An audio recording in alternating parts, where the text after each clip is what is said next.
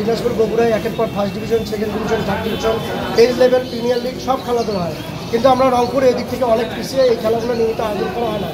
এছাড়া আমাদের যে ক্রিকেট একাডেমি, যে ক্রীড়া সংস্থার যে মাঠ, ক্রিকেট গার্ডেন এবং জেলা স্টেডিয়াম মাঠ, এটা খেলোয়াড়দেরকে খেলার জন্য সময় মতো সুযোগ দেওয়া হয় না।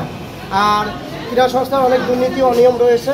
আমরা এর পরিপ্রেক্ষিতে আজ রংপুর জেলা প্রশাসক, মাননীয় জেলা প্রশাসক মহোদয়, যেহেতু উনি জেলা ক্রীড়া সংস্থার সভাপতি, ইতিপূর্বেও আমরা অনেক ডিসি মহোদয়কে বিষয়গুলো অবগত করেছিলাম, কিন্তু আমাদের কাজ হয়নি। তো এর পরিপ্রেক্ষিতে গতকাল রাতে আমরা একটা জেলা ক্রীড়া সংস্থার একটি চিঠি দেখতে পেরেছিলাম যে আজকে ওনারা একটা অডিট নিয়ে একটা মিটিং করবেন জেলা ক্রীড়া সংস্থা। তার পরিপ্রেক্ষিতে আজকে আমরা এসেছি জেলা প্রশাসক মহোদয়কে বিভিন্ন অনিয়ম, স্বজনপ্রীতি, এই খেলাধুলা হয় না, এই বিষয়গুলো অবগত করার জন্য ওনাকে আমরা দাবি জানিয়েছি। সকল খেলোয়াড়বৃন্দ এবং আমরা তরুণ প্রজন্ম যারা আছে জানিয়েছি যে আমাদের এজ ভিত্তিক, ডিভিশন ভিত্তিক সকল খেলা যেন নিয়মিত আয়োজন করা হয়। সেই সাথে ইতিমধ্যে জেলা ক্রীড়া সংস্থার যে দুর্নীতি অনিয়ম হয়েছে তার সঠিক তদন্ত হয়েছে। যেমন একটি দুর্নীতি আছে, আপনারা সুইমিং পুল দেখতে পারবেন, সুইমিং পুলে প্রত্যেকে যারা গোসল করে 80 টাকা করে তাদের কাছ থেকে নেওয়া হয়, কিন্তু আমরা যতদূর জানি এই টাকাটুকু জমা দেওয়া হয়নি। তারপরে আপনার এই যে ক্রিকেট একাডেমিতে, ক্রিকেট মাঠে মেলা হয়েছে 2 থেকে 3 বার, সেই টাকাটাও কোনো হিসাব হয়নি। সরকারি যে বরাদ্দ টাকা আসে সেই টাকাও আমরা কোনো হিসাব বুঝি না, কোনো খেলাধুলা নাই, এগুলো টাকা কোথায় যায়?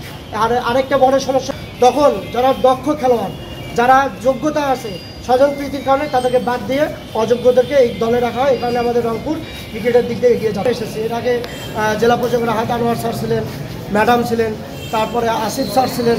আমরা তারিখভাবে কিন্তু এগুলো দাবি জানিয়ে যাচ্ছি, কিন্তু একটি গঠিত হয়েছে, তরুণ প্রজন্মের সরকার গঠিত হয়েছে, যেহেতু তারা ঘোষণা দিয়েছে শিকড় থেকে সকল দুর্নীতি অনিয়ম ছিঁড়ে ফেলবে, সেই উদ্দেশ্যে যেহেতু আমাদের তরুণ প্রজন্মের আইকন ক্রীড়া উপদেষ্টা রয়েছেন, তার দৃষ্টি আকর্ষণ করে আমরা আজকের এই দাবি দাওয়াগুলো জেলা প্রশাসনের মধ্যে জেলা প্রশাসক মহোদয় আমাকে জানিয়েছেন যে রংপুর জেলা ক্রীড়া সংস্থার যে দুর্নীতি অনিয়ম রয়েছে তিনি বাইরের মানুষ দ্বারা অডিট করাবেন, অর্থাৎ স্থানীয় কোনো প্রশাসন দিয়ে এই অডিটটি করাবেন না।